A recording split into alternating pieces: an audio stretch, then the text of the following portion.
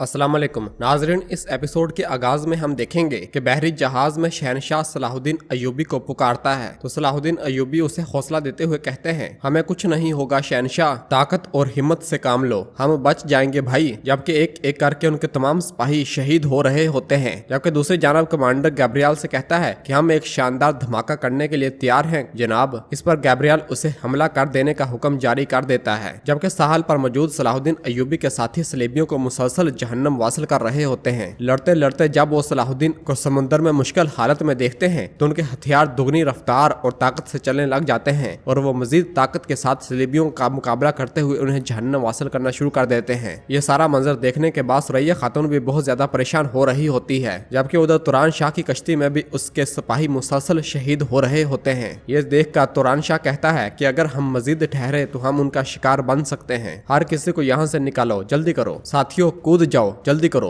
यह सुनते ही तुरान शाह और उसके बच जाने वाले सिपाही सब लोग समुद्र में कूद जाते हैं, मगर आखिरी दो सिपाही तीरों का निशान बन जाते हैं। जबकि उधर गैब्रियल की कश्ती में उसका कमांडर बारूद को आग लगा देता है। जबकि इधर शहनशाह की कश्ती में सलाहुद्दीन मुसलसल शहनशाह को हौसला दे रहे होते हैं, शहनशाह मैं तुम्हें बचा लूंगा। और फिर सिपाहियों से कहते हैं, शाबाश सिपाहियों, जल्दी करो। इसके साथ ही वो शहनशाह को लेकर आगे बढ़ते हैं। जबकि दूसरी जानब दमिश्क में जंगी महल में नसरुद्दीन सुल्तान से कह रहा होता है, सलाहुद्दीन ने दीवान के फैसले को नजरअंदाज किया और अस्कलान चला गया, ये कैसे हो सकता है भाई? तो जवाबन सुल्तान कहते हैं कि ज़ाहिर है उसकी अकल पर पर्दा पड़ गया होगा। तो नसरुद्दीन चिल्लाते हुए कहता है, हम इसकी वजह से मुसीबत में पड़ जाएंगे, इसका हिसाब कौन देगा? इस पर सुल्तान कहते हैं कि अगर कोई हिसाब देना हुआ तो मैं बजाते खुद दूंगा, और अगर हिसाब किताब लेना होगा तो वो भी मैं खुद लूंगा। सलाहुद्दीन भी अपनी हद से तजावुज करने की कीमत अदा करेगा। इस बात को मजीद तूल मत दे नसरुद्दीन। तो नसरुद्दीन कहता है कि सलाहुद्दीन की इस जुर्रत के पीछे आपका हाथ है, उसे इस हाल तक आपने पहुंचाया है। उसने ऐसा सब कुछ इसलिए किया क्योंकि वो जानता है कि उसके पीठ पीछे आप खड़े हैं। ये सुनकर सुल्तान गुस्से से उठ खड़े होते हैं और नसरुद्दीन की जानब गुस्से से आते हुए कहते हैं, अपनी हद में रहो नसरुद्दीन, अपनी हद में रहो। मैं तुम्हारा बड़ा भाई भी हूँ और सुल्तान भी हूँ, तुम मुझसे ऐसे कैसे बात कर सकते हो? जवाबन नसरुद्दीन कहता है, हमने अपने बाबा की मिरास को रियासत बनाया है, मैं भी इस रियासत का मालिक हूँ। अगर कुछ गलत हो रहा है तो सवाल करना मेरा हक है। जवाबन सुल्तान कहते हैं, अगर तुमको लगता है कि हम एक ही बाबा की औलाद हैं तो याद करो कि तुमने अपने भाई के साथ क्या किया था और हमारी जमीनों के साथ क्या क्या किया। तुमने हमारे लिए मुसीबतें खड़ी की, हम तुम्हें उठाकर महल में लाए, कितनी जल्दी भूल गए हो तुम? अगर तुम्हारी गर्दन अब तक फंदे में नहीं लटकी तो हद से तजावुज ना करो। और फिर इसके बाद सुल्तान तख्त पर बैठते हुए कहते हैं, मुझ पर या मेरे बेटे पर अब इस तरह इल्जाम मत लगाना। ये कहते साथ ही सुल्तान उसे दीवान से चले जाने का इशारा करते हैं और नसरुद्दीन शदीद गुस्से के साथ वहां से रवाना हो जाता है। जबकि दूसरी जानब अस्कलान में आग के बड़े बड़े गोले सलाहुद्दीन की जानब फेंके जा रहे होते हैं, जिन्हें अपनी तरफ आते हुए देखकर सलाहुद्दीन परेशान होते हुए कहते हैं, ऐसा नहीं हो सकता। जबकि सलेबी सिपाही उन पर अंधाधुंध गोलाबारी शुरू कर देते हैं। ये तमाम मंजर देखकर साहल पर मौजूद सुरैया खातून और सलाहुद्दीन अय्यूबी के साथी वहीं खड़े के खड़े रह जाते हैं। सब आवाज़ें बुलंद सलाहुद्दीन को पुकारना तो चाहते हैं मगर गम में कुछ बोल नहीं पाते और अगले ही लम्हे अपने तमाम गुस्सा सलेबी सिपाहियों पर निकालना शुरू कर देते हैं। जबकि समुद्र में एक जबरदस्त गोलाबारी के बाद कमांडर गैब्रियल से कहता है, वो अब इसकी लाश भी नहीं ढूंढ सकेंगे जनाब, वो मछलियों की खुराक बन जाएगा। तो गैब्रियल कहता है कि अब वक्त आ चुका है कि अब हम अस्कलान हासिल करें, तमाम जहाज अब अस्कलान की जानब मोड़ दो। जबकि दूसरी जानब दमिश्क में जंगी महल में सुल्तान महल के सहन में आते हैं। शेरकू से पूछते हैं, क्या सलाहुद्दीन की खबर मिली? जिस पर शेरकू जवाबन कहता है कि मुहासरा जारी है, हमें अभी तक कोई खबर नहीं मिली। और फिर इसके बाद तीर देखते हुए सुल्तान से पूछता है, मेरे सुल्तान कहाँ की तैयारी है? जवाबन सुल्तान आगे बढ़ते हुए कहते हैं, मैं यहाँ मजीद इंतजार नहीं कर सकता। जबकि उधर नसरुद्दीन अपने घर वालों के साथ बैठा खाना खा रहा होता है और कहता है कि अगर हम एक ही बाप की औलाद ना होते तो अब तक मेरी गर्दन चौक चुराहे पर लटक रही होती। ये सुनकर उसका बेटा इज्जतुद्दीन कहता है, यहाँ तक कि अजीम रियासत का असर रसूग भी सलाहुद्दीन के सामने फीका पड़ जाता है। उस आदमी ने फरमान नहीं माना और खिलाफ वर्जी की। जिस पर नसरुद्दीन कहता है कि उसे ये कुव्वत सुल्तान ने दी, वरना वो ऐसा कैसे कर सकता है? जवाबन इज्जतुद्दीन कहता है, मेरे चचा नूरुद्दीन ने होशियारी से काम लिया, अगर मेरे बाबा ने ऐसा किया होता तो हम इस हाल में ना होते। इज्जतुद्दीन की बात सुनकर बहरा खातून गुस्से से उसे पुकारती है तो इज्जतुद्दीन कहता है, माँ मैं ठीक ही तो कह रहा हूँ, हम आज इसीलिए इस जगह पर पर हैं। हम जहाँ पहले थे वहाँ भी दूसरों के सामने गुलाम थे। इस महल में भी हमारी हैसियत में कोई खास फर्क नहीं आया। ये सुनते ही नसरुद्दीन गुस्से से जब अपना हाथ उठाता है तो बहरा खातून उसका हाथ रोक लेती है और नसरुद्दीन कहता है कि अपनी हद में रहो, और गुस्से पर काबू पाते हुए बहरा खातून से कहता है जरा इसकी बातें तो सुनो। और फिर बहरा खातून इज्जतुद्दीन से कहती है हद से तजावुज ना किया करो इज्जतुद्दीन, तुम तख्त के लिए हमारा सबसे कीमती खजाना हो। अगर हम तुमको महल में रख रहे हैं तो ये तुम्हारी जान को किसी भी किस्म के नुकसान से बचाने के लिए है। अब अपनी कीमत जानो। तुम्हारे बाबा अपने खानदान के लिए पूरी कोशिश कर रहे हैं। सुल्तान नूरुद्दीन और सलाहुद्दीन ने रियासत को अपने काबू में रखा हुआ है। उन्होंने जो मुसीबतें पैदा की वो हमें भी मुतासर करेंगी। बज़ाहिर ये दौरे हुकूमत सुल्तान नूरुद्दीन के लिए मुश्किल का सबब बनेगा। नसरुद्दीन आप तैयार रहें, इस रियासत के अगले मालिक आप ही हैं। जबकि दूसरी जानब अस्कलान में सलाहुद्दीन के साथी कश्ती पर सवार दूसरी जानब पहुंचते हैं और कश्ती से उतरते साथ ही तेजी से आगे बढ़ते हैं, जहां पर सिपाही सलाहुद्दीन को होश में लाने की कोशिश कर रहे होते हैं। और एक सिपाही कहता है कि इनके अंदर काफी पानी चला गया है, हमें जल्दी से कुछ करने की जरूरत है। और फिर अहमद परेशान होते हुए कहता है हमें जल्दी कुछ करना होगा, सलीबी हम तक पहुंचने वाले हैं। काफी देर कोशिश करने के बाद सलाहुद्दीन के मुंह से पानी निकल आता है। यह देखते ही उनके साथी बहुत खुश होते हैं और अल्लाह का शुक्र अदा करते हैं। जबकि उधर अस्कलान के मुकामी लोग खौफ के मारे इधर उधर भाग रहे होते हैं और जिसके हाथ में अपना जो भी सामान आ रहा होता है वो उसे लेकर भाग रहा होता है। अस्कलान शहर छोड़कर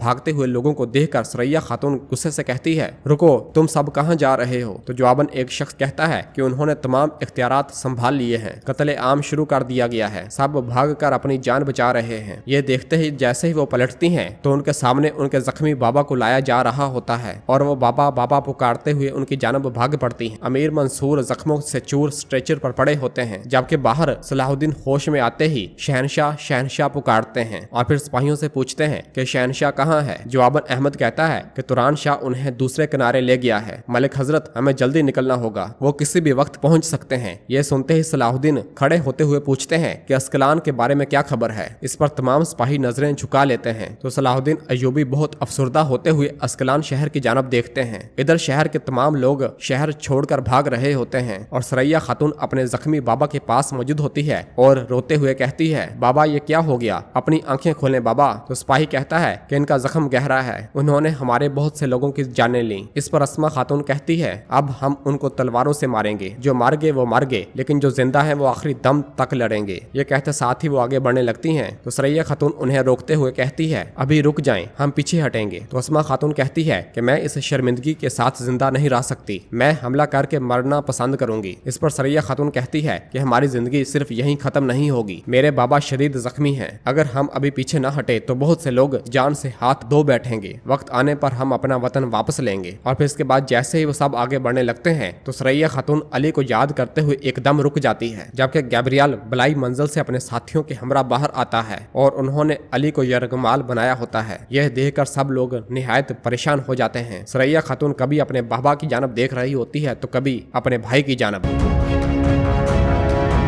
जबकि बाहर सलाहुद्दीन अपने साथियों के हमरा अपने घोड़े भगाते हुए समुद्र के किनारे पहुंच जाते हैं और शदीद परेशान होते हुए अस्कलान शहर की जानब देखने लग जाते हैं। अहमद कहता है कि उन्होंने उस पर कब्जा कर लिया। इस पर उसका दूसरा साथी कहता है मैं शहीद भी हो जाऊं तो कोई गम नहीं, लेकिन मुस्लिम मुल्क में इन जालिमों को देखकर मेरा दिल खून के आंसू रोता है। तो सलाहुद्दीन अयूबी कहते हैं असली जंग अब शुरू होगी, या तो हम इन सब से ये सब वापस ले लेंगे या तो मर जाएंगे। जबकि उधर अस्कलान शहर के बलाई मंजिल पर गैब्रियल ने अली के साथ साथ उनके दो सिपाहियों की गर्दनों में भी फंदे डाले होते हैं और फिर गैब्रियल के इशारे से उन दोनों को बुलंदी से नीचे लटका दिया जाता है। अपने सिपाहियों को इस तरह शहीद करते हुए देखकर अली गुस्से से कहता है मैं तुम्हें मार दूंगा गद्दार कमीने। ये कहते साथ ही वो सलीबियों पर हमलावर हो जाता है और एक सलीबी सिपाही को टांग मारकर ऊपर से नीचे गिरा देता है, लेकिन सलीबी सिपाही उसे बहुत ही जल्द दबोच लेते हैं। अली मजीद कहता है कि अगर तुम इससे बच सकते हो तो बच जाओ, लेकिन मैं तुम्हारी जान ले लूंगा, मैं इन्हीं दीवारों पर तुम्हारी लाशें लटकाऊंगा। ये सुनकर गैब्रियल उसके पास आता है और कहता है कि तुम्हारे कितने लोग पीछे रह गए हैं। सलाहुद्दीन जिस पर तुमने भरोसा किया था वो भी चला गया, वो समुद्र की तह में डूब गया,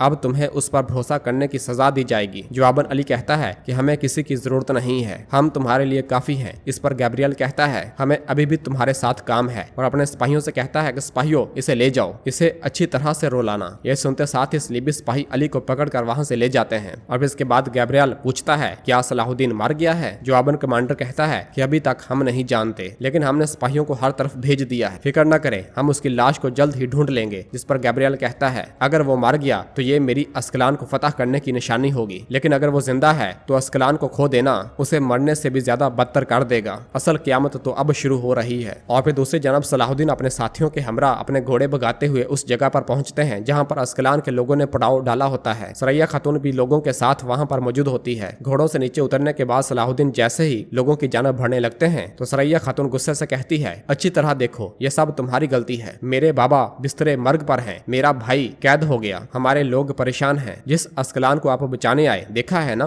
ये सब आपकी वजह से हुआ। आपका मंसूबा गलत था। मैंने आपसे कहा था कि हमारे पास समुद्र में सिपाही होने चाहिए, लेकिन आपने मेरी बात नहीं सुनी। आपकी वजह से हमने अपना 500 साल पुराना वतन खो दिया। हमने आप पर भरोसा किया, लेकिन ऐसा लगता है कि हमने बहुत बड़ी गलती की। मगर सलाहुद्दीन लोगों को देखने के लिए आगे बढ़ जाते हैं और फिर उनका सामना अस्मा खातून से होता है तो वो भी गुस्से से कहती है कि अपने बाप के लिए खुशखबरी ले जाओ जंगी के बेटे, आपकी वजह से अस्कलान हार गया। ढोल बजाओ और जश्न मनाओ, हमारी तबाही का जश्न मनाओ। मगर सलाहुद्दीन अय्यूबी किसी भी बात का जवाब नहीं देते और गम और परेशानी से आगे बढ़ते ही चले जाते हैं और लोगों को देखते हैं। और नाजरीन इसी जगह पर एपिसोड खत्म करते हैं। मिलते हैं बहुत जल्द अगली एपिसोड के साथ। वीडियो को लाइक कर दें और जिन दोस्तों ने अभी तक चैनल सब्सक्राइब नहीं किया वो जल्दी से चैनल सब्सक्राइब कर दें और बेल आइकन यानी घंटी वाले निशान को भी प्रेस कर दें ताकि आने वाले एपिसोड्स आपको बआसानी मिल सके। दुआओं में याद रखें। अल्लाह हाफ़िज़।